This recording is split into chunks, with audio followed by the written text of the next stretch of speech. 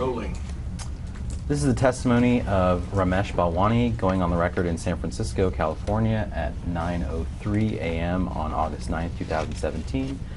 Mr. Balwani, can you please raise your right hand?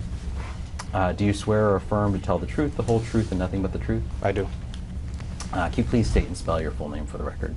First name is Ramesh, R-A-M-E-S-H. Last name is Balwani, B-A-L-W-A-N-I. And do you also go by Sonny? Yeah, most people call me Sonny.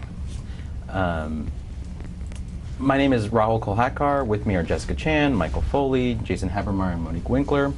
Ms. Chan and I are staff attorneys. Mr. Foley is a staff accountant. Ms. Winkler is assistant director, and Mr. Habermeyer is a trial counsel in the San Francisco Regional Office of the U.S. Securities and Exchange Commission. We're officers of the Commission for the purpose of this proceeding. This is an investigation by the Securities and Exchange Commission in the matter of Theranos, Inc., SF4030, to determine whether there have been any violations of certain provisions of the federal securities laws. However, the facts developed in this investigation might constitute violations of other federal or state civil or criminal laws. Prior to the opening of the record, you were provided with a copy of the formal order of investigation in the matter. It's this document. Sure. The formal order will be available for your examination during the course of this proceeding. Have you had an opportunity to review the formal order? Yes.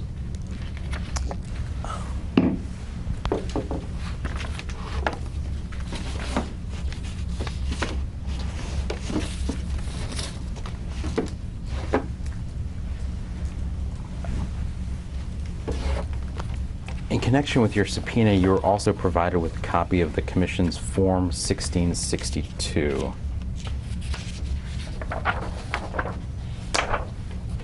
Which I'm going to mark as 233.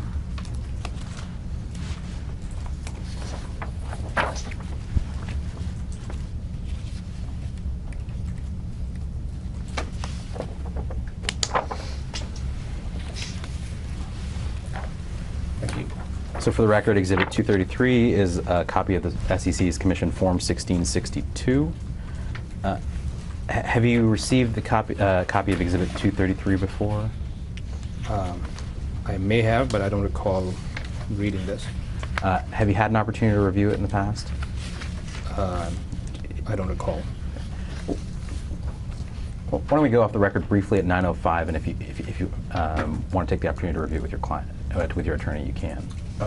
Yeah, we can have a quick conversation about that. We won't take too long. Sure. Yeah. Okay, it's 9:05. We're going off the record.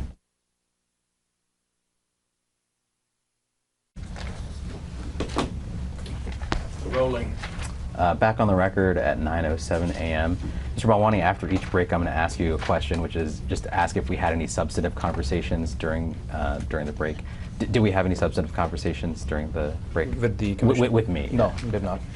Well, by the way, before we go, we should probably just introduce ourselves for the record. Yeah, Are you going to get to that? That's Okay. that's my question. So, Fair enough. So question is, have you had an opportunity to review Exhibit 233? Yes, I have.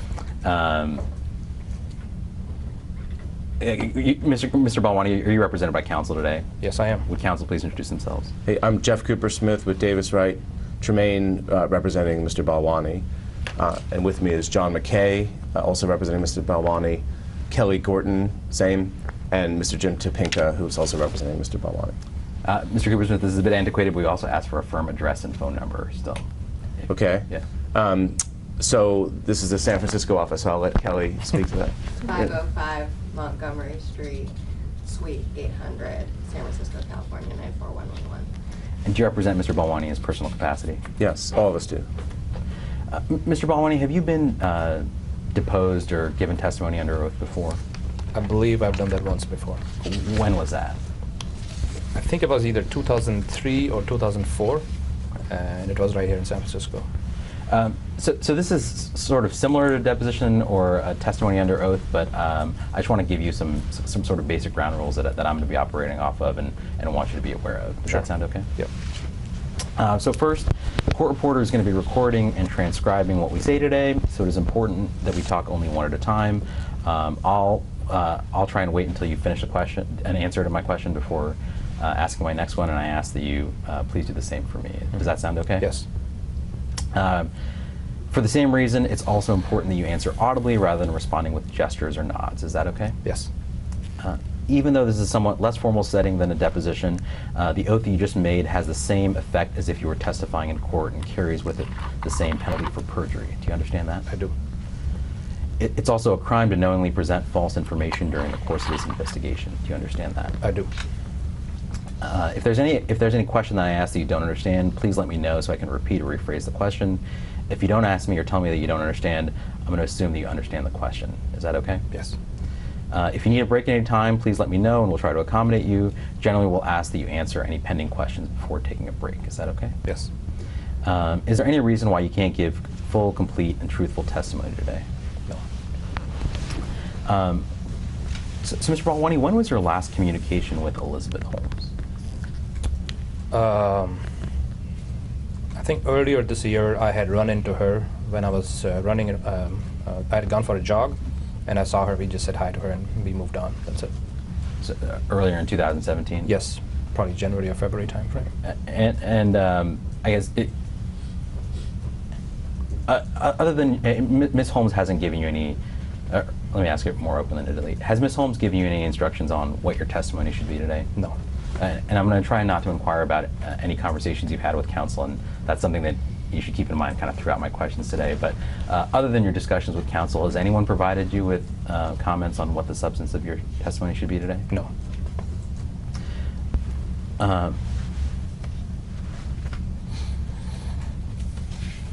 I'm also going to hand you what I'll mark as Exhibit 234. Sorry, I think the courtesy copies is... Oh, it's there? Yeah, sure. Yeah.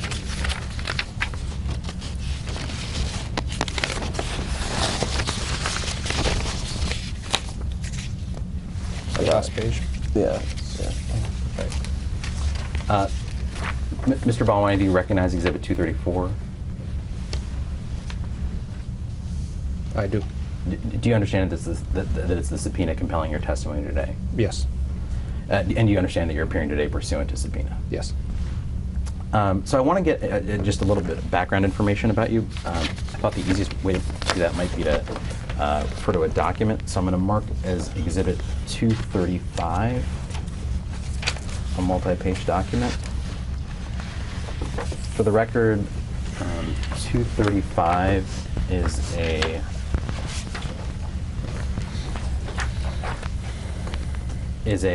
document bait stamp SEC PRM E6971. Mr. Balwani, do you recognize Exhibit 235? I do. What is it? This is a response to a questionnaire that I have received from PFM's counsel as part of a complaint they had filed against the company and myself. And did you provide information? Let me rephrase that. Why don't we turn to interrogatory number 5, which is starts at 6975 and goes on to the next page. Yes. Okay. I see that. Actually, why don't we start with interrogatory number 4, describing your educational professional background. Yes. You see the description that begins on page 4 and goes on to page 5 here? I do. Is that a fair and accurate representation of your educational professional background?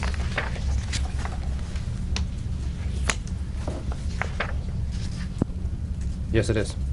Is there anything important in terms of your educational or professional background that you would add to this list that appears here? I mean, just no. I don't think so.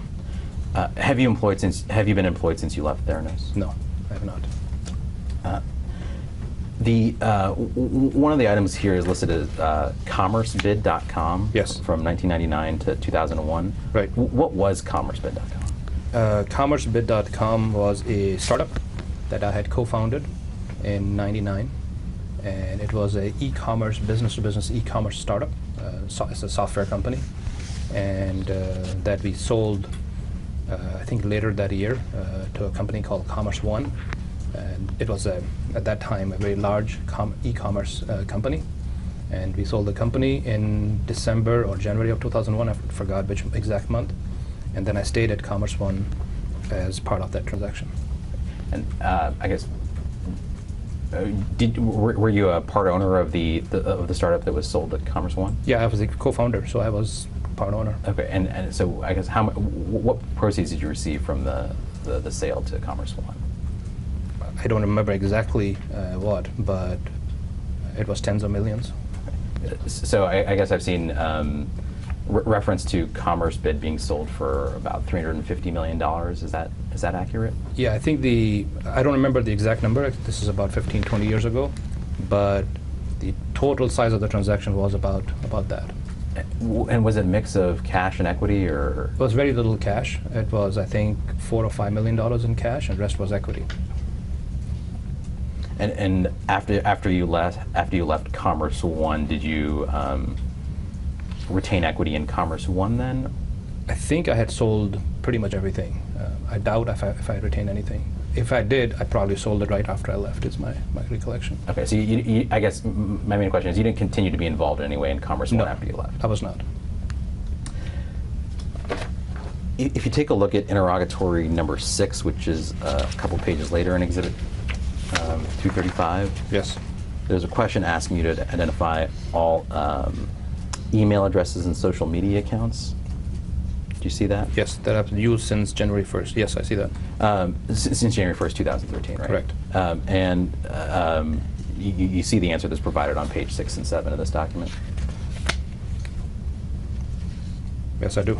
Is this a complete list of the email addresses and social media accounts you've used since January 1st, 2013? Correct. Yes, it is. Any updates since you filed this interrogatory response? I have a couple of old email accounts, but that I have not used since January 1, 2013. And they just forward everything to me here. So that's the only detail. What are those other email accounts? They are, I think it's, and actually it's listed here. Never mind. That one is already here. It may, but that's linked to this Gmail account. Yeah. What is? It's just a domain name. I was thinking about starting a company in education at some point, and I had registered a domain, but I never did anything more than that. But it's just it's hosted. The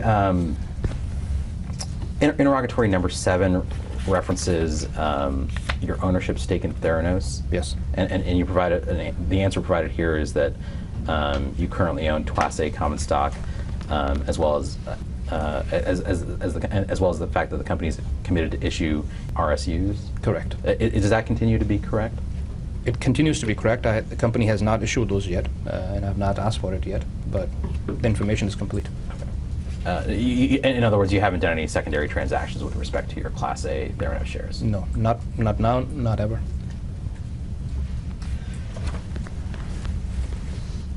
If you turn to interrogatory number 8,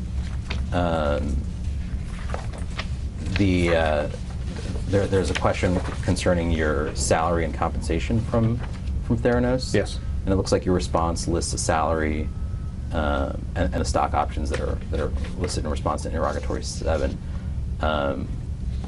Other than the sort of the salary, the stock options, the health care benefits, and vacation that are listed here, did you receive any other compensation from Theranos? No, I did not. And does your response to interrogatory number 8 continue to be true today? Yes, it does. Mr. Balwani, where do you live today?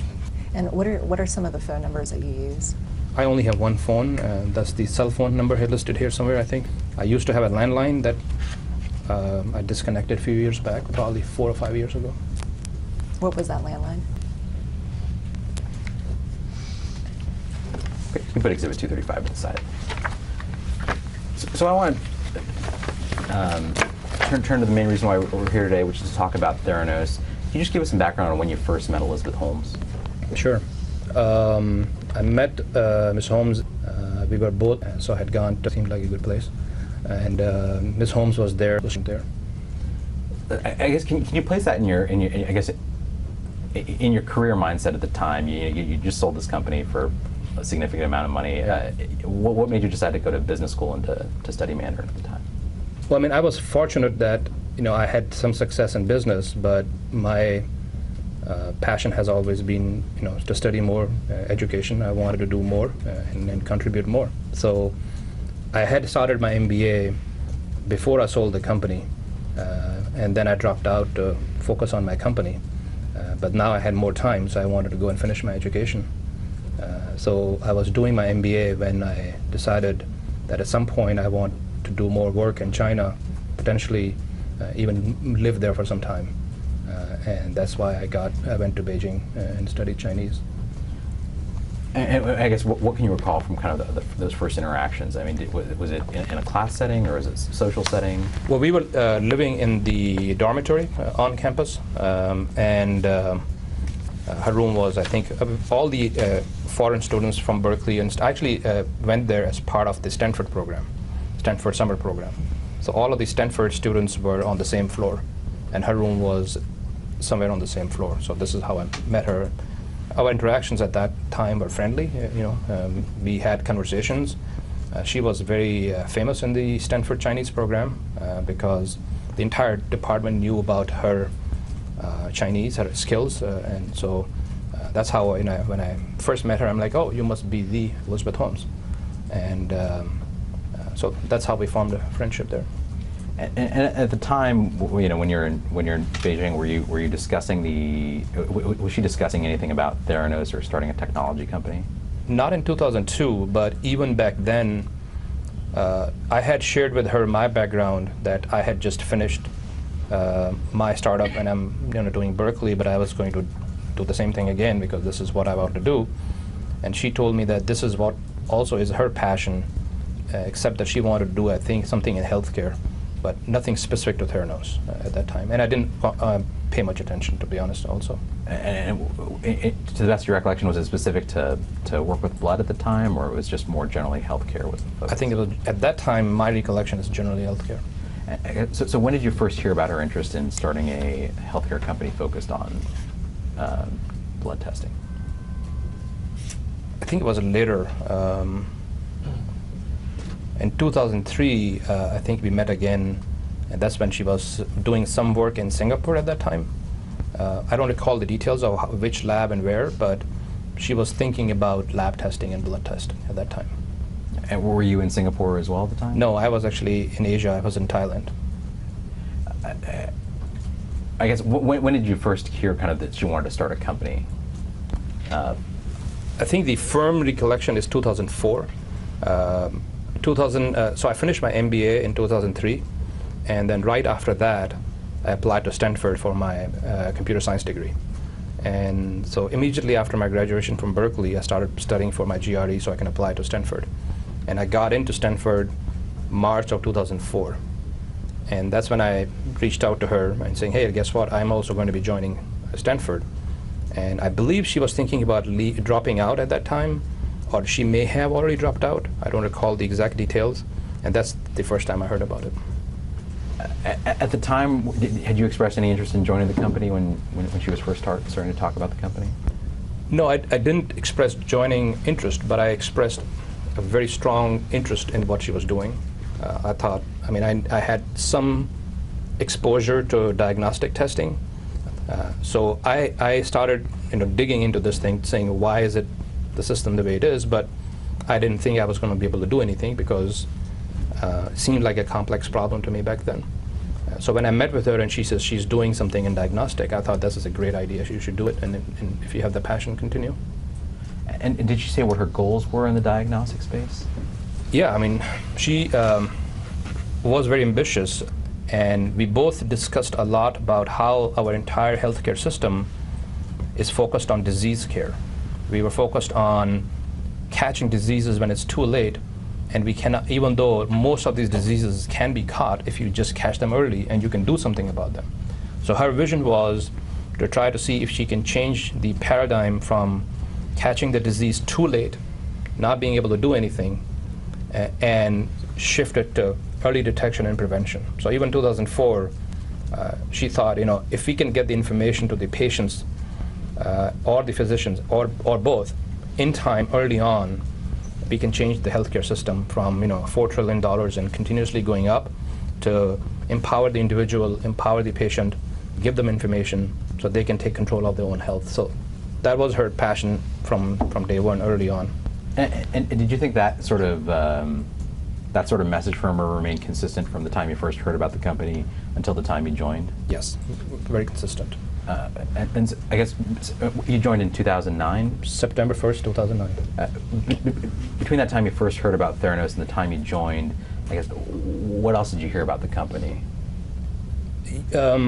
She used to share with me details about diagnostics, small sample, and I was curious, so I was obviously learning on my own. Anytime I would see a news in the news about diagnostic testing, I will share it with her, I will point it to her. But she used to, she was working a lot, long hours, so we didn't really have much conversations.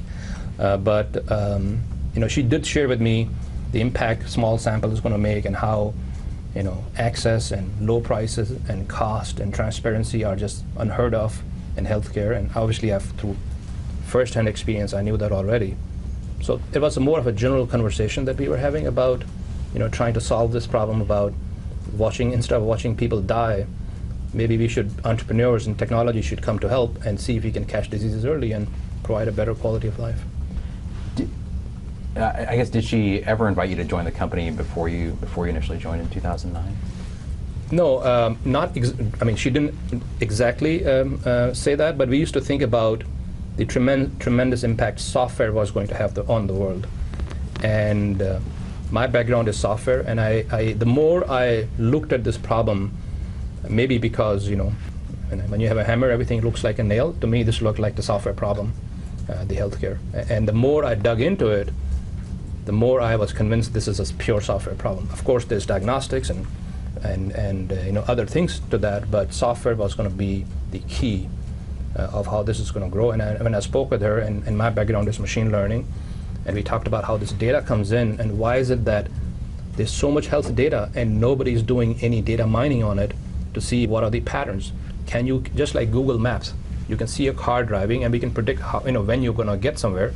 Why is it that from lab results and health diagnostic information, why is it we cannot predict people's health? Especially the markers are available. We talked about some cancer markers which were available in research that predicted lung cancer 17 years before the lump showed up in the lungs. And breast cancer, obviously we know there are markers there, at least in research. And why is it that we are not broadening it? Maybe we haven't proven yet that conclusively that they can predict something. But if we engaged individuals and they voluntarily said, you know what, I want to get more testing done because I want to know what's going on with my body, my family history is XYZ, and they provide this data to a company, and we can do machine learning on it and start to predict things. I believe then, and I believe now, it's absolutely possible. Nobody's doing it. And as we dug into this thing, I found out why nobody's doing it. It's a very difficult problem to solve. But that's, as part of that conversation, I started thinking more and more about how can I help you? And I used to talk to her about, think about software this way, think about software this way. So I was advising her a lot on more and more over the years. And in 2009, there was a special project that popped up that was close to my heart. And I thought, maybe I can contribute more to the company now. So that's when I joined. What was that project? Yeah. And if you recall, in 2009, there was a big outbreak of swine flu, H1N1, and it was killing people. I mean, in Asia, it was a disaster. And people were saying swine flu is going to spread like Spanish flu. And Theranos at that time was working on a diagnostic test for H1N1. And I thought how cool it would be if you can put these devices near patients where nobody wants to go. People didn't want to go and get samples from them, but if the device is there, suddenly you can start saving lives, especially kids and in developing nations. It was a major problem. So I thought that, and then using the data coming in and be able to model it to see where the flu is going to spread. It's possible. This is not like fantasy land here. That you can actually look at the data and say, here's our predictive model. It shows that the way H1N1 is spreading is going to attack that school next. because that kid who came here is going to go back to his family and so on and so forth. So all this data coming into software, the combination of those two, I thought this is a great opportunity for me to contribute. So that was the project.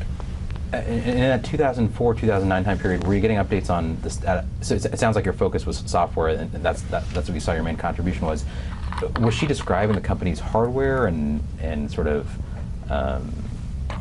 micro sample capabilities at the time, or was it more a general discussion on that point? It was a broader discussion. I didn't have the depth of the background to understand diagnostics at that time.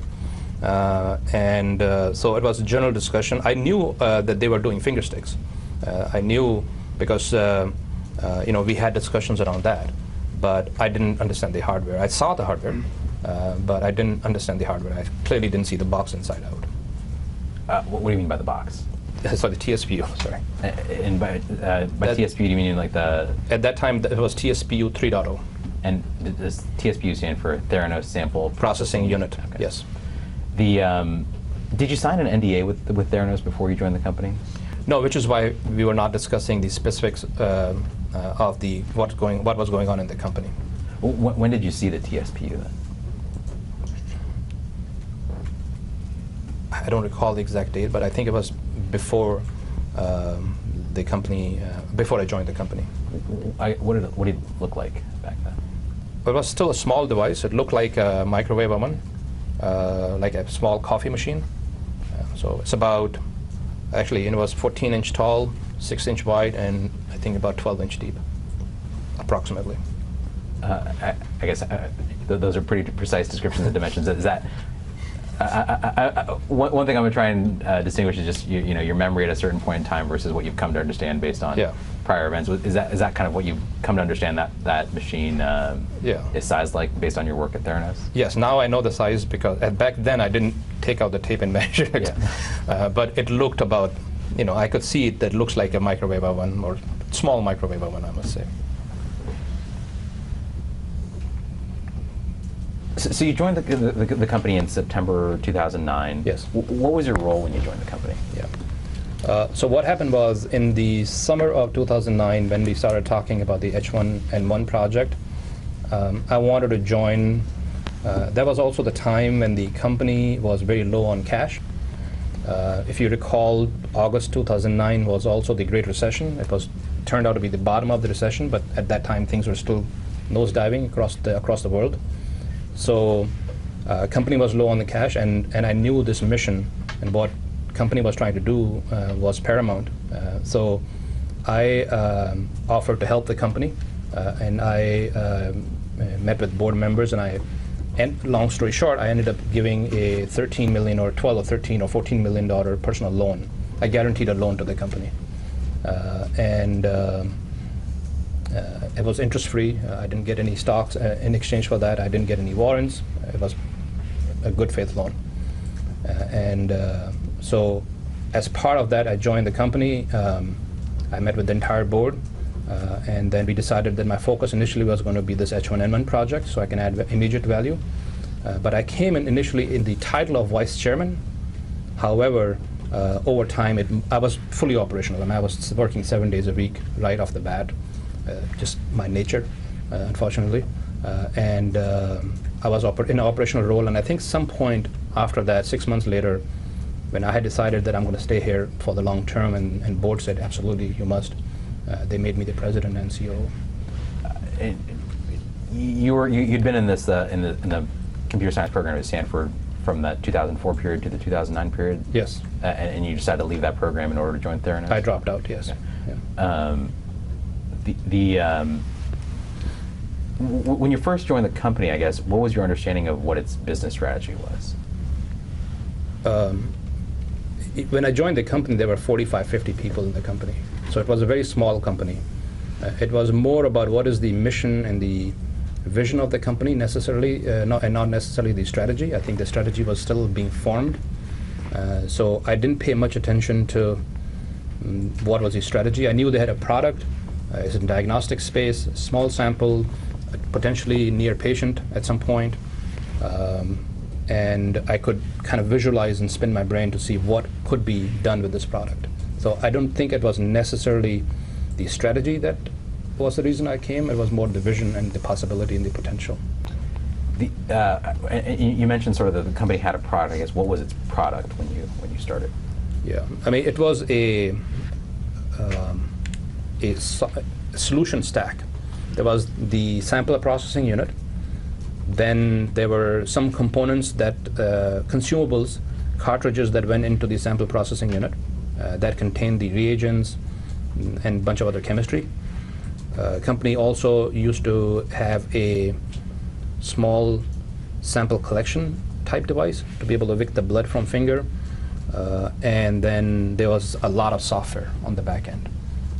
One of the unique things about what Theranos came up with, and I think is absolutely a breakthrough, is that unlike other traditional diagnostic devices, where you have a device in the clinical lab where somebody's watching over it and somebody QCs it, somebody makes sure everything is good, or on the other hand, you have the glucose meters, the CLIA wave devices, which are in the field, but if you put it in your home, there's no oversight, right? I mean, you can go buy it from CVS and bring it home and leave it in the car for a day, and the strips may have expired, but when you run them, the machine is not going to tell you your result is wrong, right? So there was no oversight. One of the breakthroughs that Theranos came up with was the use of the cloud and the software. So Theranos' TSPUs were always connected to the cloud. So what happened was, when you insert a consumable, the cartridge in the device, it would send a message to the cloud saying, hey, somebody has inserted this barcode, this cartridge, what do you want me to do? And the cloud will tell the device what to do. And the cartridge in most cases, not always, but most cases, will always also include the quality and the calibration controls with known values. So we can run them first and see if the quality of the cartridge is good, nothing bad happened, right? So it was a pretty complicated stack. Then obviously there were chemists in the lab who were making the chemistry. Then there were people who were looking at this thing called the binders, is the antibodies that are used when you make chemicals. So it was a pretty broad, complicated kind of system in place already. And sort of between the chemistry, hardware and software mix that you described there, what was the employee split roughly? There was also manufacturing. Okay. Yeah. So, and hardware manufacturing, hardware design. I think the software was the smallest piece at that time. And my recollection is maybe 5 people in software. And this is basically a long time ago, so my numbers may be significantly wrong, but my recollection is 5 in software, I think maybe 20 in chemistry, 15 to 20, and the rest were mostly in hardware, whether they're assembling hardware, manufacturing, designing hardware, and then few were in administration. Administration was pretty light. You mentioned guaranteeing a loan for the company when you joined. Yeah. Do you remember which institution that was guaranteed with? Yes, and the easiest way we thought was for the company to open an account and me to guarantee a loan or line of credit to the company. So I used my personal net worth to guarantee the line of credit, and the company could draw against it. Did the company pay back its line of credit? At some point, yeah, about a year later. Do you know how it raised funds to? Yeah, we raised, I think, what was called Series C1 in 2010, 2011. Did you participate in those Series C1s discussions? I did. In any of those discussions with potential C1 investors, did you disclose this line of credit that the company had received? Yes. As a matter of fact, at least one large investor was also on our board, which is Blue Cross Blue Shield. There was a gentleman called, he was on our board. He was also the Blue Cross Blue Shield venture partners. Who was on Theranos' board when you joined? That I just mentioned, Elizabeth Holmes, Don Lucas, who was the chairman of the board at that time. And I guess when did the board sort of shift composition, or was it a gradual process, or was it? Yeah, I think it happened over time. Again, I'm forgetting the precise dates, but I would say between 2012-ish, it started changing. From that time you first joined to that 2012 time period, what was the board's role at Theranos? I mean, was it a fiduciary board? What level of oversight could it provide to the company? If you know what that means, it's a legal term, fiduciary. Yeah, I mean, actually, I was going to ask that. I don't know what that means, but I can tell you what our engagement with the board was. I didn't engage with the board that much. We had quarterly meetings or frequent meetings. I don't know if they were every quarter or every 4 months, but we had 3 or 4 times a year meetings. There were some board members who were was more engaged in the chemistry and R&D side. Don Lucas was extremely engaged, and at least Elizabeth used to see him quite a bit. But that's kind of what I remember. When did you join Theranos' board? Right away. When I joined the company, I was on the board. Like I mentioned, I had given a significant loan to the company, and in exchange, I didn't ask for any dilution, didn't get any equity. They gave me some options, but it was a very small number. But I requested that I be on the board. I didn't demand it. Certainly, I could have demanded actually 1 or more board seats, but then they interviewed all the board members interviewed me, and as part of that, I joined the board. Throughout your time at Theranos, was Elizabeth Holmes on the board? Yes. And was she always the majority shareholder during your time there? No, she was a majorities in greater than 50%. Great. No. I guess did she have majority of the voting power throughout the time you were there? No, she did not. What was her power or voting power when you started with the company? She was just one member on the board, and I think she may have had access to one more board seat that she could fill if she wanted to, but that was it. She didn't have the majority power or majority vote is what I remember. Did that change at any point over time? It changed over time, yes. What do you remember changing? I think around 2013 maybe, 2012, I don't remember exact dates. How did her role change with respect to the board in that time? Well, I think over time, if my recollection is, she got more options as part of her role, and that increased her shares above 50%. And then she had a long conversation with different board members about keeping the company private for long term, or having more control over the decisions. And I think as part of that, she got more power and more control over the company. You just mentioned kind of her desire to keep the company private. Was that always the case from the time you first heard about the company? She didn't. I don't remember if she used the word private. I think she used the word, I don't want to go IPO anytime soon. The reason is, this is later. I mean, over time, obviously there were some times where the board would talk about IPO, but it was not a serious discussion. But her desire always was, look, in order for us to do what we want to do, we may have to stay private, and because our goals are 10-year goals. Some goals may not happen for 15 years, and there are not a lot of investors in the public market who may understand that. So she had that thought in her mind that in order to achieve the goals, long-term goals, in the short term and medium term, we may not be making money, but in the long term, if we want to shift this discussion from disease to prevention, it requires a longer-term commitment. So, yes. In your role as president and CEO, who did you report to at Theranos? I believe I reported to her officially. And did that change at any point in time? I don't recall. No, I don't think so, actually. And what were your responsibilities as president and CEO? Yeah. Well, it changed over time. As I'm sure you already know, when you're building a technology company, things move really, really fast. So it was more whatever came my way first, I would tackle if I had the bandwidth. But right from the start, I owned all the software. I owned all the electronics because that's my background. I made direct decisions there. I owned all the IT. Like I said, there were 5 people, so not much to own.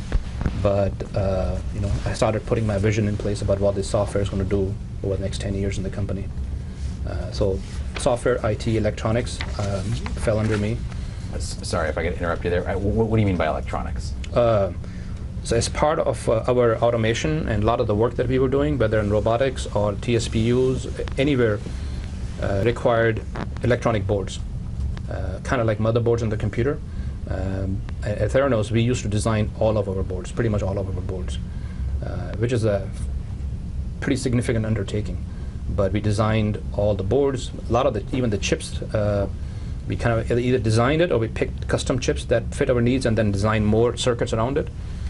So all of that fell under me, that team. Also, the third team was, again, it was software, but it's called embedded systems. That's the operating system that runs on the chip itself, the real-time OS. That also fell under me. So I started, making all the decisions there right away. And then in addition to that, I was involved because 45, 50 people, small company. We needed to grow the business, so recruiting was a major part. I spent a very significant amount of my life recruiting at Theranos, probably thousands of interviews. And after I joined, I don't think anybody, maybe except for 5 or 10 people, were hired unless I had met with them and I had interviewed them and recruited them. So I spent a lot of time doing that. I started focusing on building the HR organization, even though it was a lower priority initially because the team was small. And I also spent a lot of time on field activities. So I mentioned earlier the H1N1 project. I joined Theranos on September 1st, and we had this H1N1 assay done, or almost done, but we didn't have any samples because getting swine flu samples was not easy. And nobody wanted to go to Asia because everybody was afraid of dying. So I got on the plane and I went to Asia, I went to Thailand, and I started sourcing places where I could find samples. And I did that. So, again, that was something that was not in the job description, but I was on that project for some time, looking for samples. I was actually running some assays in R&D. When there was a shortage of people on weekends, we needed to run some samples, and I would say, okay, train me, I'll do it. And I did that. Well, what does that mean? You're running assays in the Basically, what that means is when the samples come in, you need to allocate samples on either a tray or a cartridge, mix reagents, wash buffers, pipette stuff around, basically chemistry lab, chem lab kind of stuff. And you learned how to do all that? Yes. Okay. Yeah. Life in a startup, right? Yeah. And you mentioned a job description in one of your answers. Did you ever get a formal job description at your time at the company? No, I don't think there's a job description for a president and CEO of a startup. You do whatever it takes. And so you mentioned that over time, sort of your responsibilities grew. Can you briefly explain how that? Yeah. What got added to your portfolio? Over Sure. So after I was doing this project, we started I started spending more time on the hardware side to understand the supply chain. Because the machine had a CPU and the motherboards, I wanted to see what are the decisions being made there. By machine, I mean the TSPU, 3.0. So I spent a lot of time on hardware. I learned how the hardware works, the supply chain for the hardware, supply chain for the reagents. I learned that there are many, many chemistries for which there's just one supplier, some guy in Ireland who found a way to grow some antibodies using his sheep. Seriously. And then you need to secure the supply chain, right? So I learned that part of the business. And then 2010, February timeframe, I was also spending time on the road, me and Elizabeth Holmes, meeting with the retail pharmacy businesses. And as that evolved, I took the leadership role there in negotiations and in contracts. So, and then after that, there was a lot of other things happen after that. Sure, I guess by retail pharmacies, do you mean Walgreens primarily? Yeah, and what about the Safeway? Yes, yeah. Same thing on Safeway. I spent time with Safeway. Even though initially, I would say the first year and a half, Elizabeth spent a lot more time on Safeway at that time. He was obsessed with this project, with Theranos project, or building a lab inside Safeway. His vision was that Safeway one day is going to be a healthcare company, not a grocer, because he saw that giant in Seattle, Amazon entering this space. So he said, we got to be in a more healthcare business. And he was very clear that Safeway wants to be a healthcare company, and diagnostics, lab testing has to be a key part of that. So she spent a lot of time on Safeway initially, but ultimately I took that over also. I guess, so would you say you took over responsibility for the Safeway relationship more? Yes. Safeway? Yeah, pretty much right after that. And Walgreens, was it sort of similar? Both you and Ms. Holmes were involved at the start, and then you took more of a lead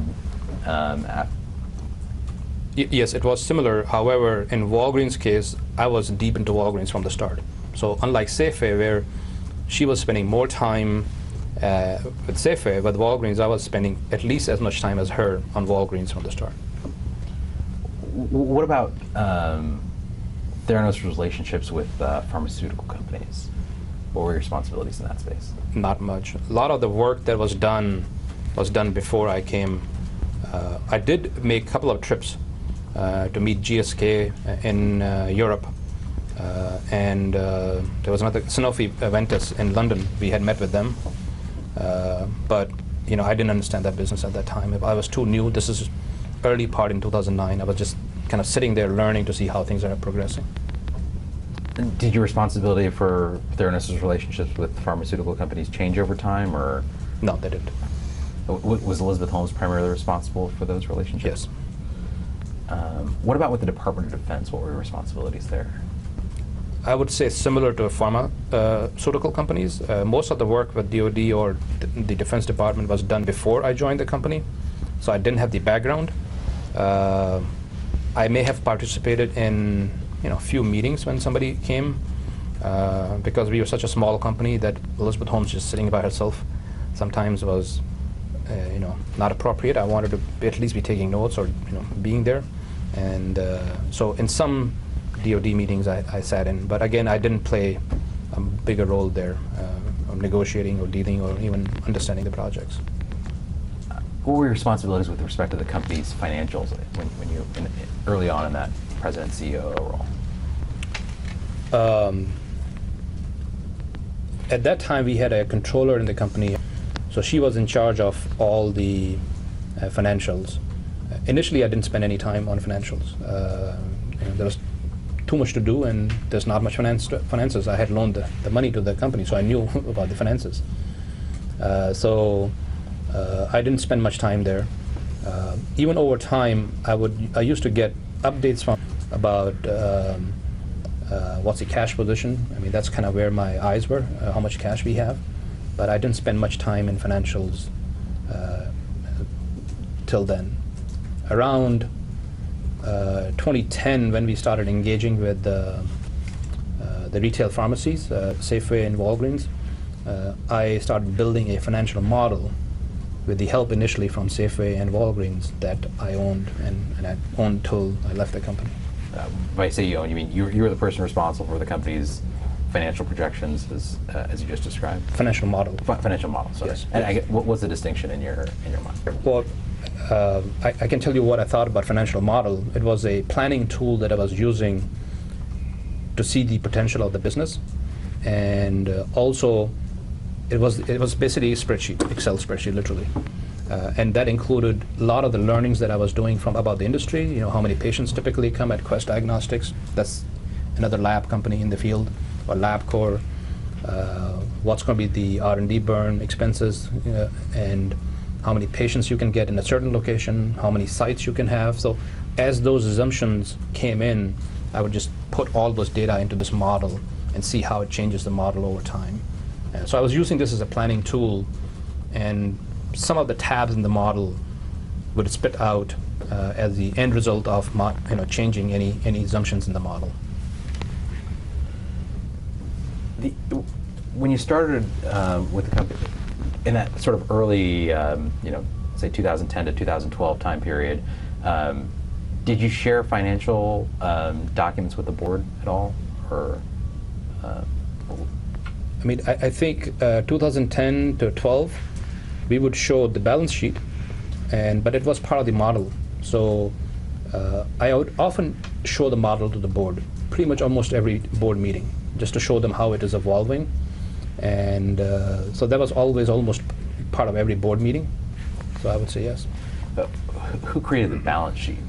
It came from a software I believe that we had in the company called QAD, and I used to get it from, but I think she got it from that software, automatically generated. You wouldn't personally go into QAD and run those? No, I didn't. I've never logged into QAD. It's not a very easy software to use. I believe you. What about with respect to the company's media or press strategy? Were you responsible for that when you started joining the company? No. Did that change over time? No. Who was responsible for the company's media strategy? I don't think we had anybody. We were both engineers. Elizabeth Holmes is a chemical engineer, and I was a software guy. So neither of us had media or press background. In 2012 and 2013, we had hired a consulting firm called Shide Day. They are a marketing and PR firm, but they're not like media press kind of firm. I learned the distinction later. I didn't know. I thought they was all the same. What is the distinction? The marketing and PR guys they create your marketing collateral and how to get the message across, and the PR and the media guys actually literally work with the journalists and the reporters, and they tell you which ad to run in which paper. Marketing guys will create the ad for you, but then they don't know what to do with it. And then the media experts will say, no, don't run in this magazine, run it here because it's going to have a greater impact. That's kind of my loose understanding. Like I said, it was not interesting to me, that whole area of business, and I didn't have the time, so I didn't spend much time there.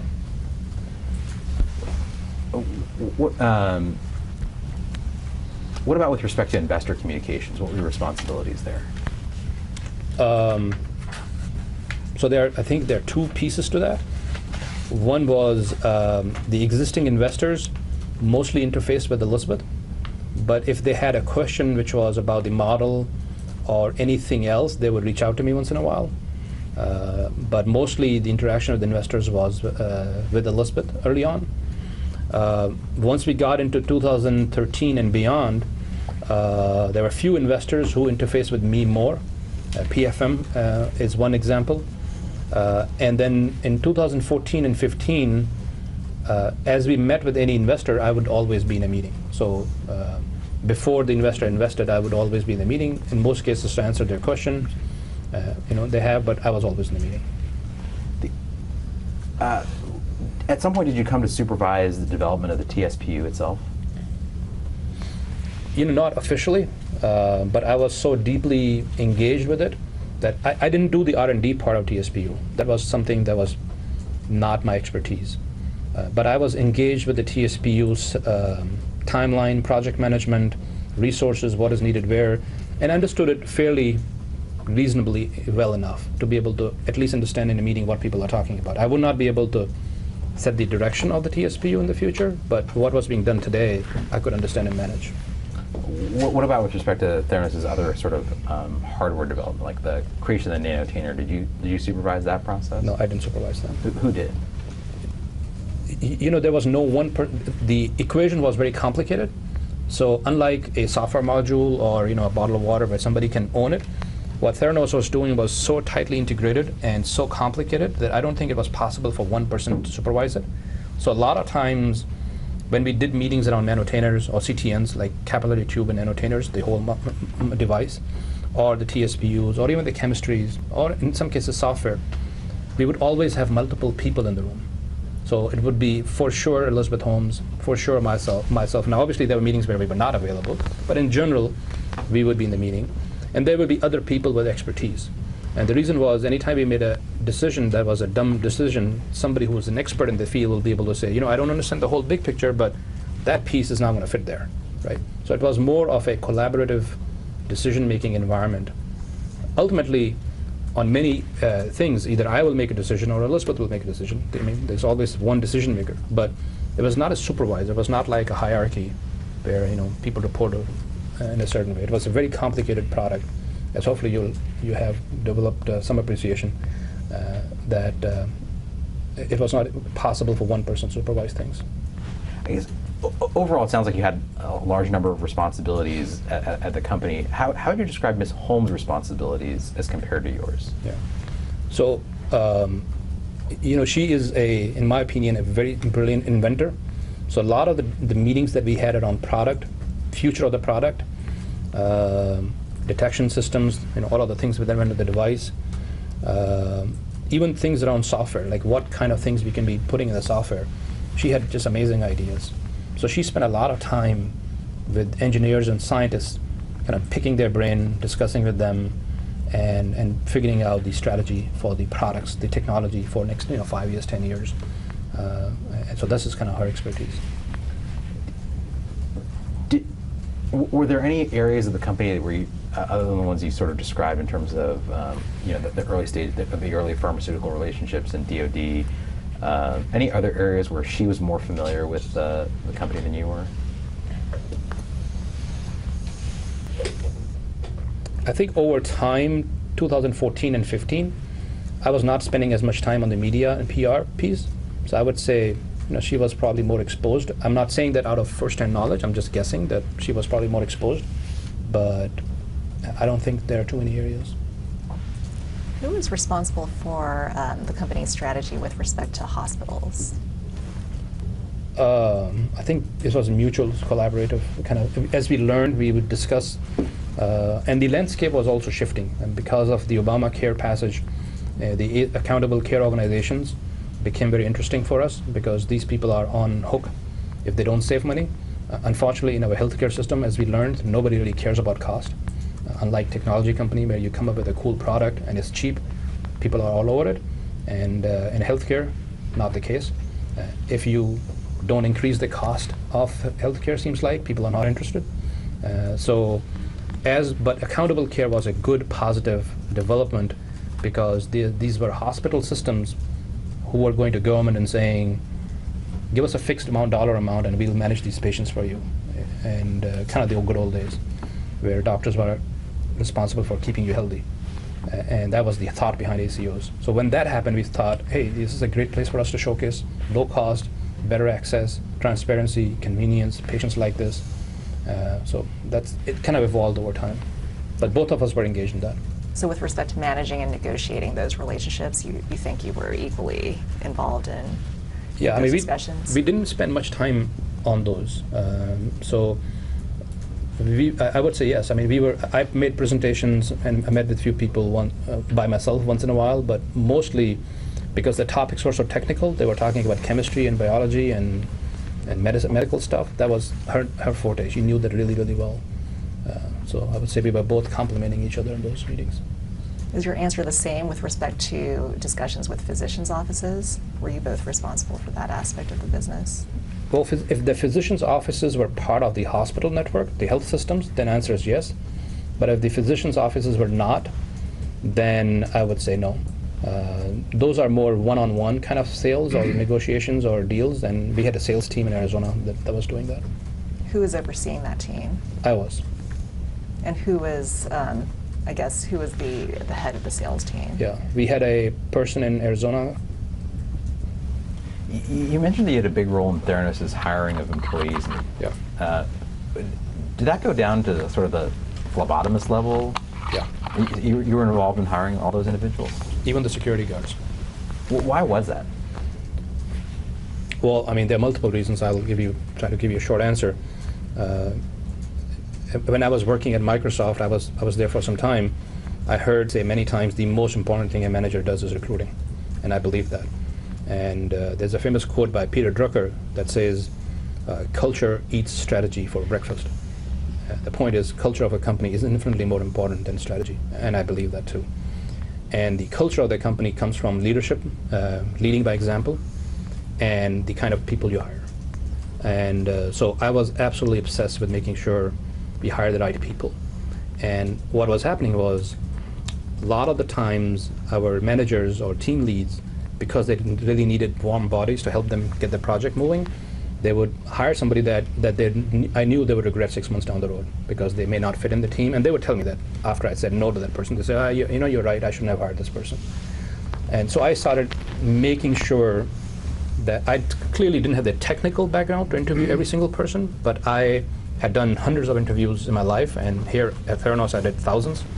I wanted to make sure these people are coming for the right reasons, and they have the stamina to work with us for the long run. We didn't want like tourists who just want some name on their resume and then move on after 12 months. We wanted people who were committed to the mission of the company, to the cause, and that would require a ton of hard work. And I was able to sense that when I met with them. I would ask people, why are they coming here? And indirect questions. The other reason is I learned a lot from interviews. I interviewed a ton of lab directors, I interviewed phlebotomists, and I got to find out how other labs work. Because even if I didn't like somebody, I would still ask them, so what do you like about your job? What do you don't like about your job? And you learn a lot from people during interviews, especially when they're thinking about leaving the company. So they tell you a lot. What was the culture that you were trying to create at Theranos? I mean, it's difficult to describe, but I think the most important attributes were people who loved doing what they were doing. It was really important that you hire a chemist that loved chemistry. Not that I'm a chemist now, but I really want to be a lawyer 6 months down the road. Then, we should hire them as lawyers. So it was important that you hire people who have a passion for what they're doing, because they will work hard at it. You don't have to micromanage them because they just love doing what they're doing. We liked people who obviously had good work ethic, because we worked really, really hard. So that was really important. And I think the other things were people who were humble, because we were doing such a complicated project that if you hired somebody in software who thought, that person was a genius, you're going to fumble big time. You will not be able to get along with people who are not geniuses in software, but they are geniuses in biology or chemistry or bioinformatics or mechanics. So it was important that you hire people who are team players, like fleshy people. And we were a conservative company. We wanted conservative people. So that was kind of the culture. Do you think Ms. Holmes shared that vision of what Theranos' culture should be? Absolutely. This came from her primarily. I guess, how did she communicate that to you? Well, we should talk about, she interviewed everybody also. At some point, I think in 2015, I said, look, you need to stop doing this because I'm interviewing people and you are so busy, it's difficult to find you sometimes for an interview, and candidate is waiting there. And she goes, I think my bandwidth is no longer allows me to interview everybody. So she not only communicated this to me, we were both living this culture. I mean, there were a ton of weekends. We were always there, almost always in the office on weekends. And Saturdays and Sundays was my interview jam. I mean, I would interview 15, 20 people sometimes on weekends, Saturdays and Sundays. And many times I would interview people after 8 p.m. because I was busy throughout the day. And that was actually a really good barometer for us, turns out, in the long term, because the candidates who are interested in you after 8 p.m. and come on weekends, that's a good sign they have good work ethic to begin with. And she was there. She was there every weekend, we're interviewing. So it was a constant dialogue. And we would come out from an interview and say, I didn't like this person. I said, well, I really like this person. Well, why didn't you like it? And I say, here's the reasons, and this is how our understanding of all the thing. Yeah, that makes sense. I picked up that too. So culture is one of those things that evolves over time. The other reason why it was so critical for us to interview ourselves is because we wanted our managers to do the same thing. And otherwise, the managers will delegate it to their managers, and soon you have a lot of people that nobody has really interviewed well. So it was mandatory that if you wanted to be a team lead, you have to interview in the company. And then we made it mandatory for employees that if you are a scientist, you're working at the company, are you going to be able to interview 5 or 10% of your time? So we wanted to make sure everybody's part of that. And then people took responsibility. If somebody didn't work out, I didn't have to be the person trying to get rid of fire somebody. The manager is responsible. I guess how many managers would you say reported to you at a given point in time, or did I assume it grew over time? But yeah, it grew over time. But like I said, the organization was literally like a Rubik's Cube. So there were a lot of people reporting to me, but people knew that we were running so fast. So even if somebody was reporting to Elizabeth, they were kind of reporting to me because if I asked something, I'd get the answers. So there were a lot of people reporting to me. What kind of positions would you describe as managers at Theranos? I would say team leads and above. So there were people whose official title was not necessarily manager. Sometimes senior scientists were managing 4 or 5 other scientists, but they were managing them. So we didn't give them an official manager title until we saw and they proved that they actually are a good manager, but I would still consider them as managers. Did Ms. Holmes ever express any goals to you about how she wanted the company to be valued externally? No, that was not on our radar. Our focus was we're going to build a company for the long run. She wanted to build something for the next 20, 30 years, 40 years. She wanted to run this for the rest of her life. And so this discussion about how others value was, it was a very low on our priority. Did she ever describe that she wanted to to lead $1 billion company or something like that? I think it was more as a metaphor that she wants to build a company that has that kind of impact, but I don't think she personally said, I wanted $1 billion. That's not what drove her at all, and certainly didn't drive me. I would not have stayed at the company or even worked for a day there if what was driving the CEO or the founder was, I want to be a billionaire. I would not. Life is too short to waste like that. And you personally didn't have any financial need to do that, is that? No, I was happily enjoying my life and enjoying the beach. And then I came and worked 7 days a week for 7 years. I used to joke I'm a 7-year slave. So.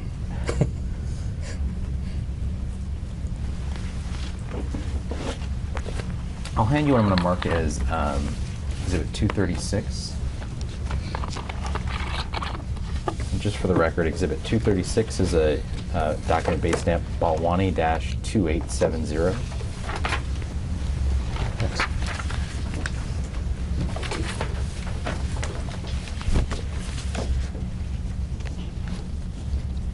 Do you,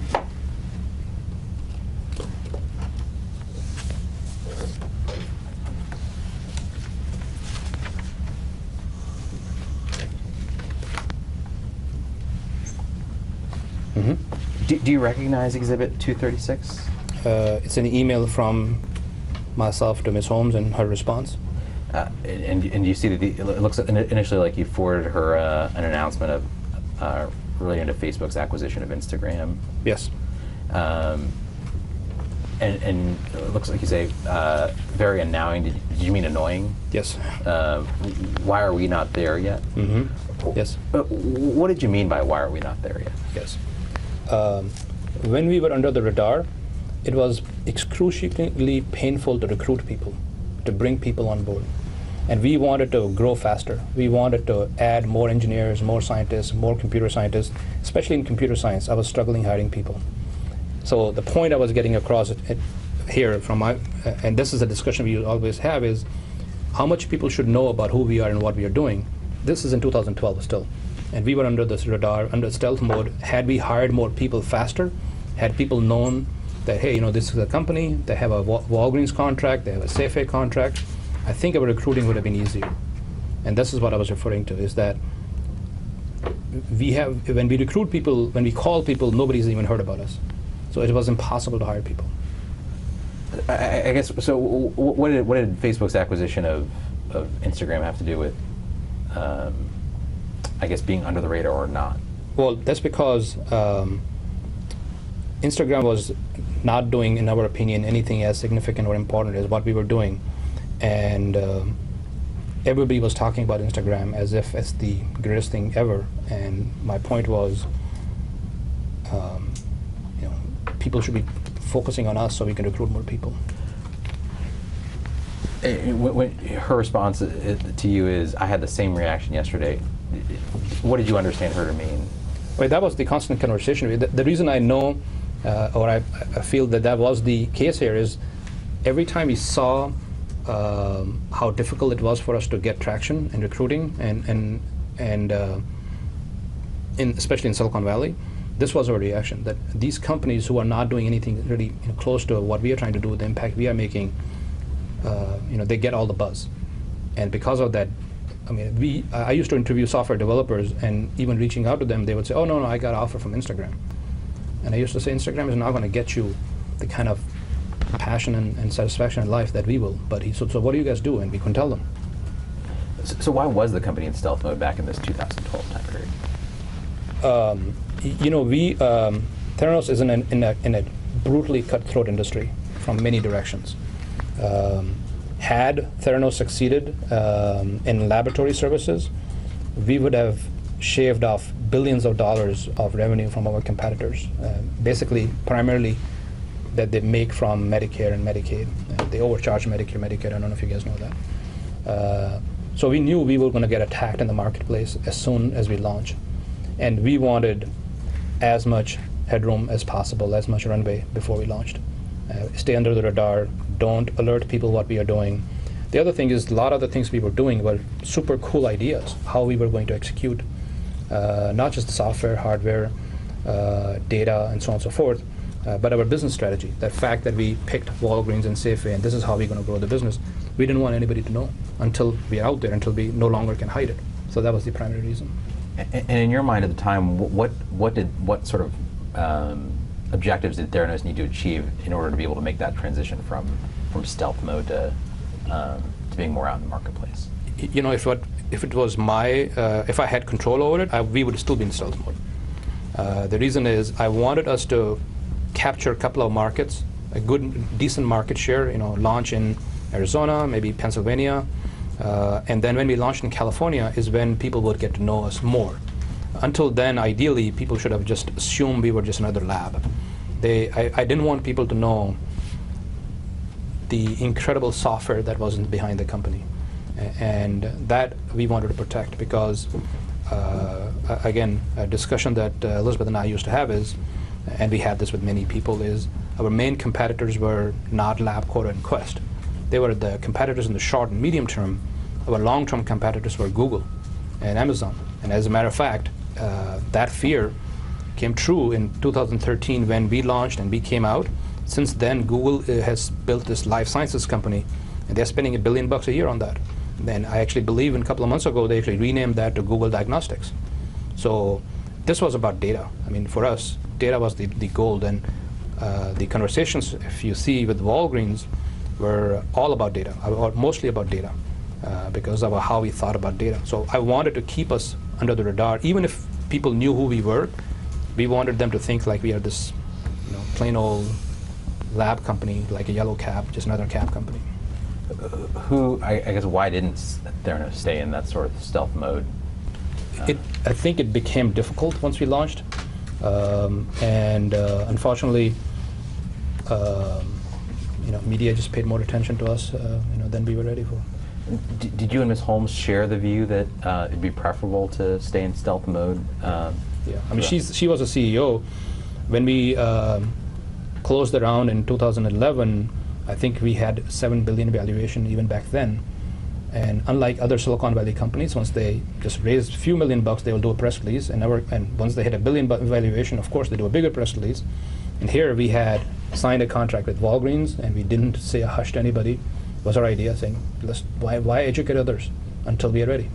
And same thing with Safeway, and we raised the capital. Even when we raised the capital in 2014-15, when people knew who we were, we didn't tell people we have raised the capital.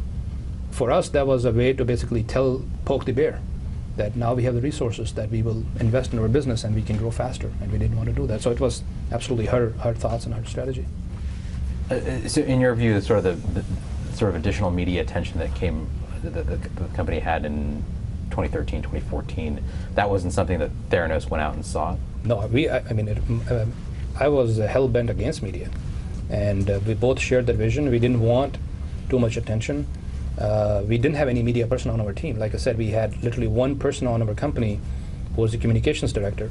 I think what happened was people got interested, and at least at that point, you know, Silicon Valley had not seen a female entrepreneur, and I think a lot of people in media, I mean, not to that level, were obsessed with her, with that. And even when Fortune article came out in 2011 or 12, something like that, we didn't disclose to them what our valuation was. But they were snooping around. Obviously, once media gets involved, they snoop around. So no, we were trying to not get media. Now, once they reached out to us, the things changed because you lose control, as we learned, unfortunately, over what you can say or cannot say to media, or how much you can engage or not engage with media. It seems to be, now in hindsight, it was kind of an all or nothing kind of thing.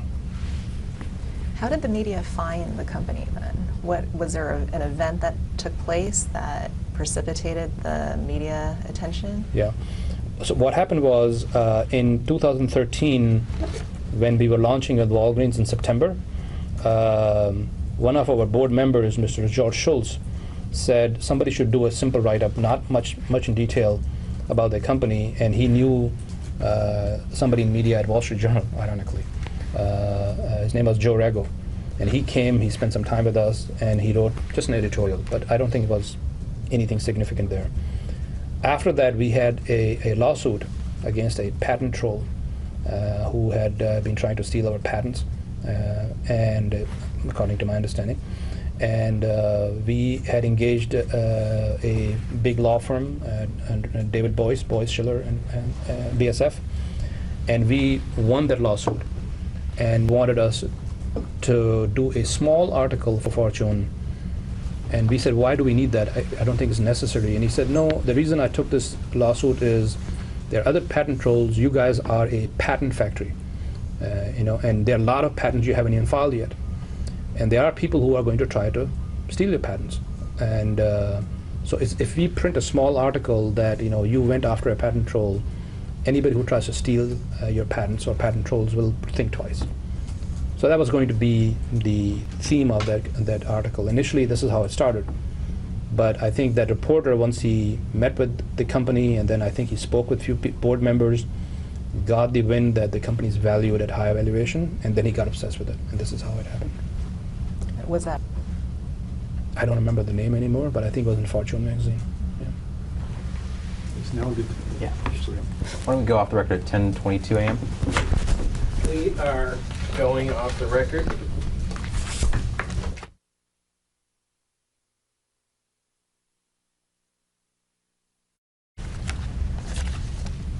Rolling. We're back on the record at 10:33 a.m. Mr. Balwani, just to confirm, you didn't have any substantive conversations with the staff during the break, is that correct? No, I did not. So I want to turn to a little more specifically to just to learning more a little bit more about Theranos' technology. So you've described a few different things. Sort of, you viewed software as a major component of it. Yes. And when you joined, there was sort of the hardware aspect in terms of the TSPU, as well as the cartridges and the capillary tubes. Is that right? Correct. And the manufacturing. And the manufacturing element. Am I missing anything in terms of what the technology was at that time you first joined? When I joined. Yeah. No, I would just add that as part of software, there was this machine learning and bioinformatics piece that was also in place, but I include that as part of software. And over time, did Theranos' technology sort of expand in terms of what it included? Yes, it did. What else did it grow to include? Well, there were a lot of pieces as we grew. I can give you maybe a broader overview, and then if you want more details, I can drill down. In chemistry, for instance, initially when I joined, the team was small. We were just developing chemistries, buying ingredients or reagents and other things from outside. Over time, we started adding more and more of those components in-house. Initially also, for example, some of the core technologies we started developing in-house. So there's this term called binders or antibodies. Most companies buy from outside. And in our case, we knew that we may be locked out of some binders by our competitors. Deliberately, they will tell their suppliers not to sell to them. So we developed our own in-house team that creates binders like artificial life, basically, is the right way of describing it. It was a very critical team for us. Then we had a few other teams in chemistry that were doing nucleic acid amplification. This is a form of technology that they were doing. This is a team that does like sequencing work, genomic sequencing stuff. So that team was built, and we brought a lot of people in. We hired excellent people in that team. Then we also hired specialists in fluid dynamics. So we had people doing that. In the mechanical engineering side, we added more people on the firmware side who can do embedded systems. What do you mean by embedded systems? Yeah. Embedded systems is a technology that allows you to put software on a chip itself. So I don't know how to. I mean, if you want, I can go deeper into that. If you No, I think that's good enough. Yeah. And then we also had mechanical engineers with deeper specialties in small volumes, microfluidics. And then we also added a lot more expertise on manufacturing side. We added people who were specialists. Manufacturing in the U.S. is as difficult a task as you can imagine. Seems simple, it's not. The reason is most of the manufacturing is out in China. So to hire people who are specialists to be able to make plastic parts, especially really high precision plastic parts, is a major challenge here. So we built the team in-house. Then we went further downstream. We're saying, okay, there are components that we need in order to build those plastic parts. Let's hire those specialists. So there's a technology called injection molding and making the mold itself. So if you think about a plastic cap, for instance, this is made in a factory, an injection molding machine, but the system that tells it to make a cap that looks like this with rings inside and this and that is called a mold. It's a very difficult art. Even people here in the US don't like to tackle that problem because it's very complicated to make molds for high precision parts, especially where the precision is not just the tolerance, but the precision is also the reflection of light and how light enters and so on and so forth. So it's an art. We built that team in-house, and it's just a fantastic team. So we did manufacturing there. We then also built a automation line inside of a CLIA lab. So all of that was new technology. We built a lot of software for CLIA lab automation. We also built automation lines for manufacturing our capillary tubes and nanotainers, CTNs. I'll just refer to it as CTNs if that's okay, right? So CTNs, that includes the nanotainer, by the way, so CTNs. We then also added manufacturing lines for assembling our consumables cartridges. Now, that was a monumental project because if you go there, it's just a beautiful space, medical grade, clean room, where robots are moving around and doing things, and we had to program those robots. We had to design controller boards to control those robots because it's real time. You cannot be off by 1 millisecond, things will go wrong. So that we built in-house. So that's just the one component. Then we built a ton of software, a lot of software. And I can go into detail if you want in software. But what we built was a tight integration of pretty much everything that the company was going to do, all the way from welcoming a patient into our stores. So when somebody walked in, if they had our app, we knew who's coming in before even they showed up, if they allowed us to, obviously. And to the tiny details of tracking the sample. Sample was picked up, who picked it up, and you can click on the name of the courier and see what is the history, how many times they picked up from that location. We also built cool apps that allowed us to make sure that we were worried that in the lab industry, people do a lot of dirty tricks, that somebody's going to show up pretending they are our people and pick up our samples, except they're not our people. So we built smartphones to be able to do two-way handshakes, so they have to be our people using the thumbprints. So all the way from there to when the sample came in the lab, we were tracking it, scanning the sample there, aliquoting it. Then we built our own lab information system because we looked at the LISs, or lab information systems, in the market, and lab industry is like, literally, in my opinion, like a cab industry. They don't have much cool software. It's old, probably made by the Soviets in the 80s. I don't know who made that, but it's pretty bad. And so we built our own software that allowed us to directly link with smartphones. We could do a lot of things in our LIS on our browser, and then also we ported many key components of that on iPads and iPhone. Then we built our crown jewel app, which is the Theranos.me app for consumers. So you could download the app, you could scan your lab order, take an image on it, and it'll go to the cloud, and we'll automatically transcribe for you, so you don't have to type anything in. We will look up your physician, we will look up your insurance, you can take a picture of your insurance card, and we will see if you are eligible or not. We will also tell you upfront how much the lab is going to cost you, which is a breakthrough in healthcare in general. So we developed all the software, completely tightly integrated, and then reporting the results out to the physicians using an electronic medical record connector that we also developed in-house. And I'm sure I'm forgetting a bunch of other things. We had a lot of technology. What about on the analyzer side? What did Theranos develop over time in terms of sample processing units? Yeah, we filed a very large number of patents on the analyzer, so I will not be able to capture everything. And some of them are actually above my pay grade because they're too technical for me to describe. But we developed analyzer. We think I believe it's a major breakthrough that allowed us to do samples from multiple different types of chemistries in one device. And so today, if you go to a typical lab, you have analyzers that do general chemistry, you have analyzers that do immunoassays, you have analyzers that do nucleic acid amplification, and you have analyzers for hematology. So it's literally like you have a calculator for calculations, you have a typewriter for typing stuff in, and you may have other things, and somebody brought a PC to you that can do all of those things in one system. And we build a system, so now you can basically collect a sample from the patient and theoretically put it in the machine, and we can intelligently distribute the sample and run it in parallel and be able to give you a result from all 4 different systems. So it's like putting kind of like a lab in a box is technology. Now, as part, sorry, go ahead, you have a question? What is that analyzer?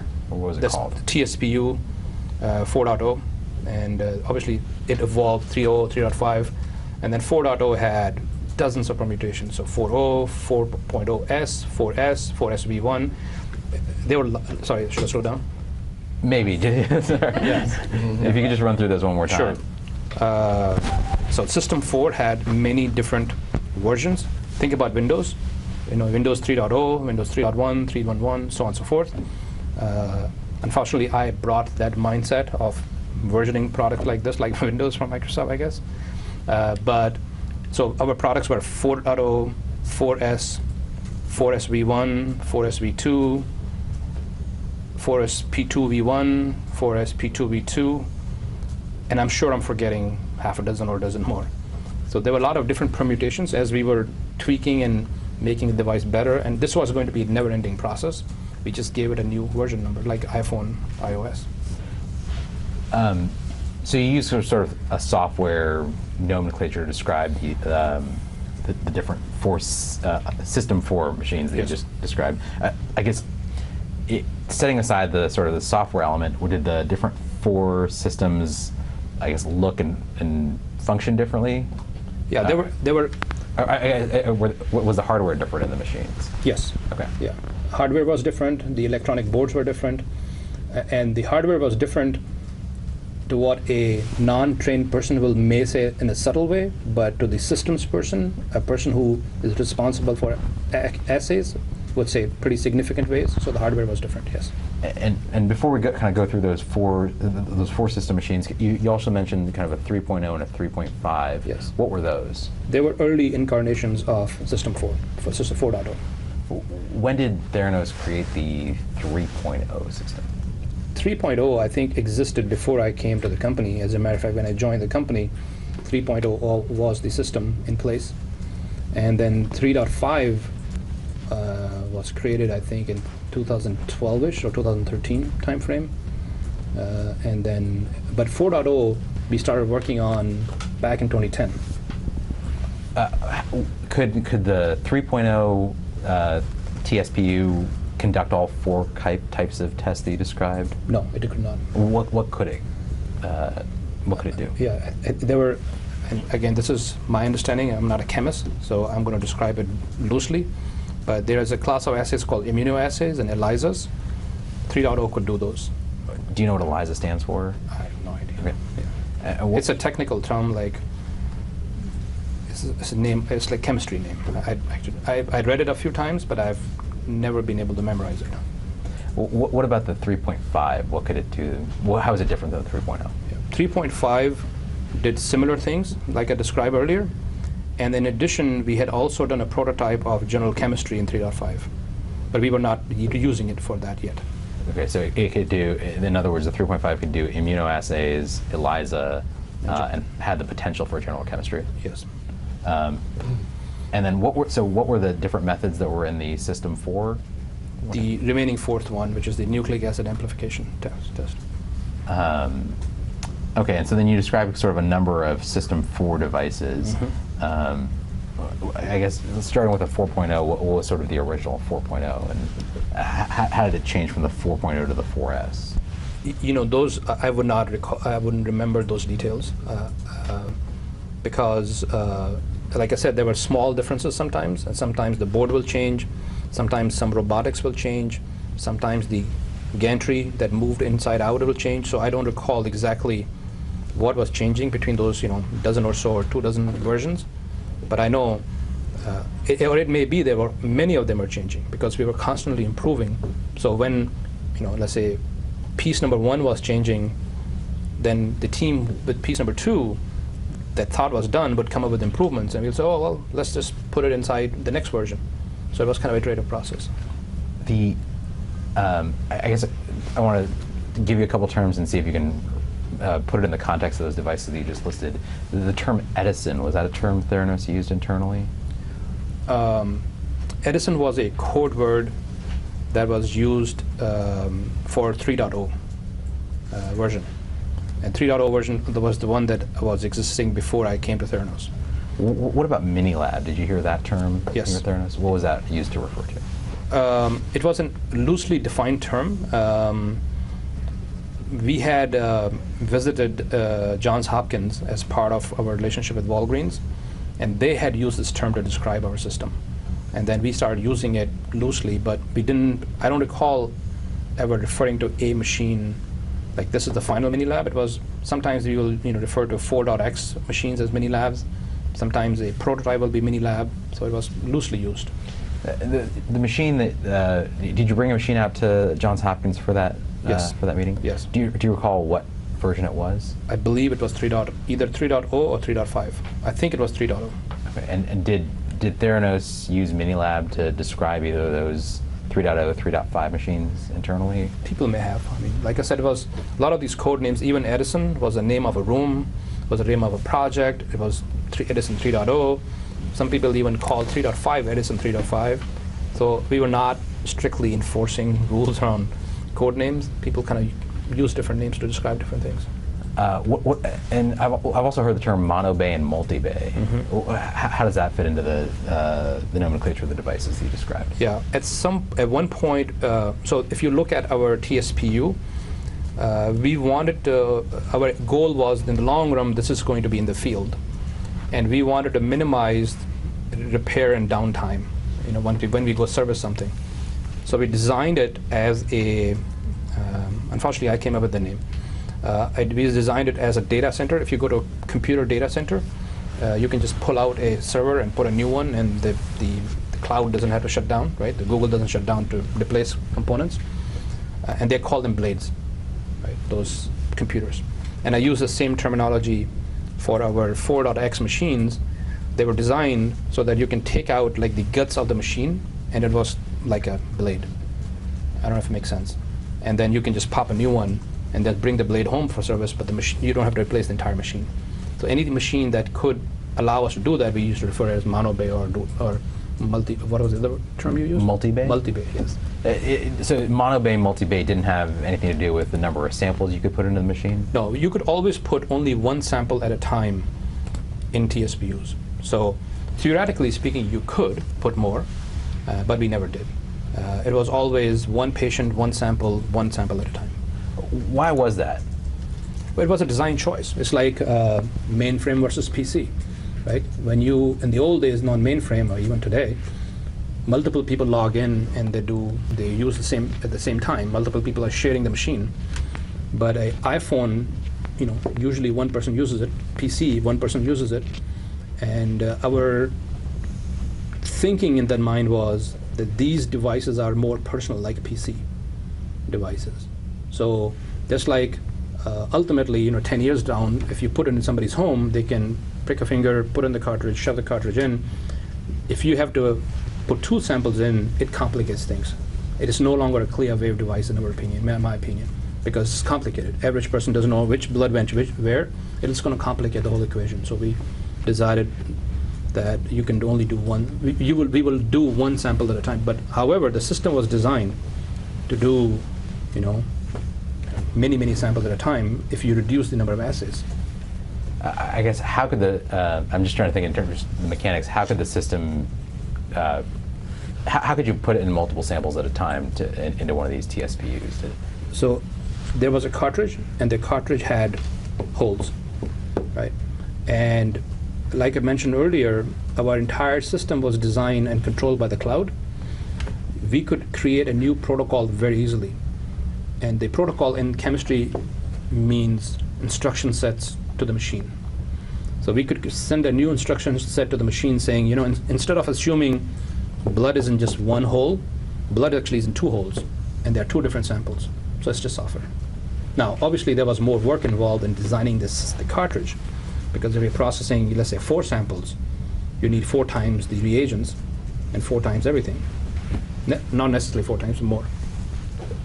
The 3.0 machine, I guess how many tests could it run at a single time? I think we had tested it 8 assays at a time. It could have done more. We never pushed it beyond that, but 8 is what I remember. What about the 3.5? I would say same. Did that change with the 4.0? Yes, significantly. How many assays could the 4.0 run at a time? Theoretically, so it depends on how you design the cartridge. There was no limitation in the system that did even 3.0 or 3.5. So what we are talking about the consumable, right? And consumable, if you shrink it and make it smaller, then you could add more tests. So in 4.0, we had designed a cartridge. I think we had pushed the limit to like 65 or 70 tests at a time. Now, we couldn't come up with any realistic scenario where people will actually use it anytime soon, but theoretically we could have done 70 tests at a time. Or probably 65, 70. I don't remember the exact number, but it was a high number. More than the 8 by a significant Absolutely, measure. yes. How did the capabilities of the 3.0 and the 4 series TSPU, how do they compare to commercially available machines? Can those commercially available machines conduct testing on multiple samples at one time, and how many tests can be conducted on those machines? Yeah. In general, the commercial available machines, the ones that you put in the lab, are designed for high throughput. And I can go into as much detail here as you want, but the thought behind that is you wait until enough samples have been collected, and then you run them at the same time as a batch, right? So let's say if you are in a hospital lab or in an independent lab, these machines are designed to run, say, 96 samples. 96 is, for some reason, a magic number in chemistry, just like computer science is binary, 0, 1, and 16, and 30, 64. Chemists are based on 96. So most of these machines will be either 96, or the double of that is what, 180 something, or 384, right? So it depends on the machine, it depends on the chemistry, but most of them batch them in large numbers. And the primary reason is economics. When you buy reagents, the reagent packs is the chemistry packs. They come in bottles, so once you open it, you have to use it, because they come with the expiry date that you have to use it within 24 hours. So if you don't have 96 samples, you don't want to open that thing, because they're expensive, right? But once you open it, then you use it. So they are more traditionally batch-oriented. The other big difference is these machines are designed for batch processing, so they usually do a smaller set of assays. As is my understanding, right? And is, for example, a machine will do only certain general chemistry tests. And if you want to do hematology, it's a completely different machine. It has a different detection system, has different mechanics, has lasers or whatever, right? It's different. If you want to do nucleic acid amplification, it's a completely different machine. You cannot run a nucleic acid amplification test in the machine in which you did the immunoassay. Right? They're completely different. They won't know what to do. And that was the one big difference, is that we put together a system where you can do all of that together. Just like I said, the traditional lab, think about is more as, there are calculators and typewriters, and here we get a PC where you can do different types of tests. And you can do them in parallel, was the beauty of it. So you could allocate the sample, and let's say a nucleic acid amplification test would be like a Zika test. You can take a sample, put it in the tray, put it in front of a detection system, and it's going to heat it up. I mean, I can define to you in more detail, but it's going to do its thing to detect the signal from it. And then you can, in the meantime, the robot can go and say, oh, let me go and run the vitamin D test here. So theoretically, you can do that. Did that answer your question? Yes, thank you. So you mentioned, I guess that the sort of the throughput issue. Did you supervise Theranos' CLIA lab? Well, there are lab directors. There are legal requirements on the word supervision. So the lab directors are responsible for all the medical decision stuff. So I cannot make any medical decisions in the clinical lab. However, all labs report ultimately into business somewhere. Not all, most I should say. Independent labs for sure. And so there's recruiting to be done in the lab, decisions to be made on how to negotiate contract with the vendors, scheduling employees, because overtime is a big issue in the lab because of how the machines work. You have to design the employee schedules around machines.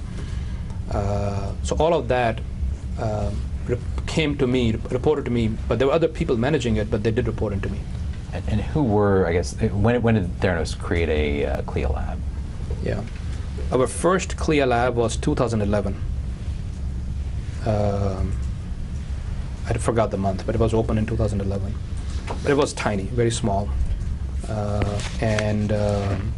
lab director at that time reported to Elizabeth Holmes. He didn't report to me. There were 5 people there. I didn't spend much time there, to be honest, in that lab until 2013.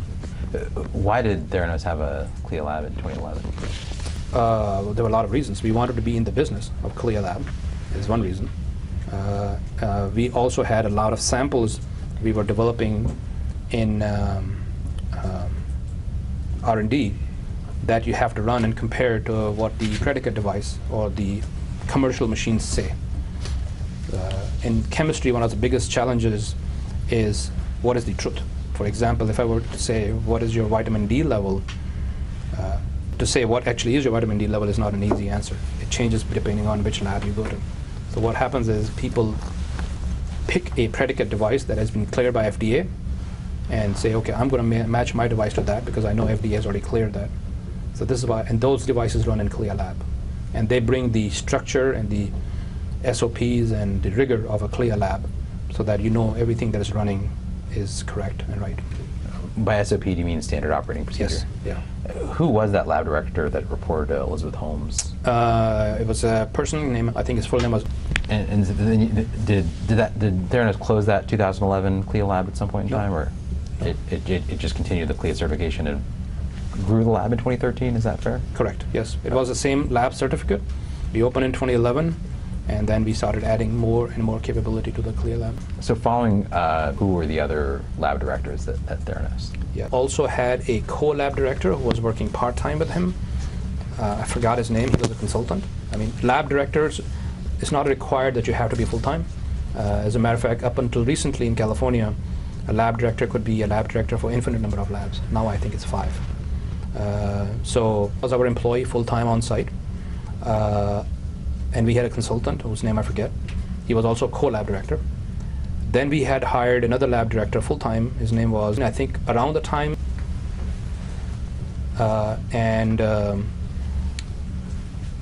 After that, we had few other lab. I mean, I can give you the names if this is what you want. Sure, yeah, that'd be helpful. Yeah, so and even when Mr. Lab Director, we still had this consultant as on our lab certificate because we were asking him for advice and other things. We had another gentleman, his name was a lab director. We also had another consultant who was core lab director at that time for the lab. Her first name was, I forget her last name. And then after that, we hired 2 additional lab directors in end of 2015, I think January of 2016. They were both full-time lab directors. I'm talking about Newark Lab here in California. Was ever a director of any CLIA lab for Theranos? Yes. When was that? Arizona lab, which is a different lab, not the Newark lab. And we started the Arizona lab, I believe, I'm going to get the date wrong, but it was the winter of 2014 and 15. So either December or January timeframe. You mentioned the Newark lab being the CLIA lab. Was that always the location of the CLIA lab? No. Our CLIA lab moved around. It started out, as the company moved, the CLIA lab moved with us. It was in Palo Alto, moved to another location in Palo Alto, I think, and moved back to Palo Alto. And then once we acquired a larger space in Newark, California, across the bay, we built a brand new lab. The lab guys actually designed and built the lab the way they wanted it for the future. And then the lab moved there. We have to switch the videotapes. We'll go off the record at 11:02 a.m. Run down and use the restroom. Yeah, I think it's 5 minutes. Yeah. Off the record.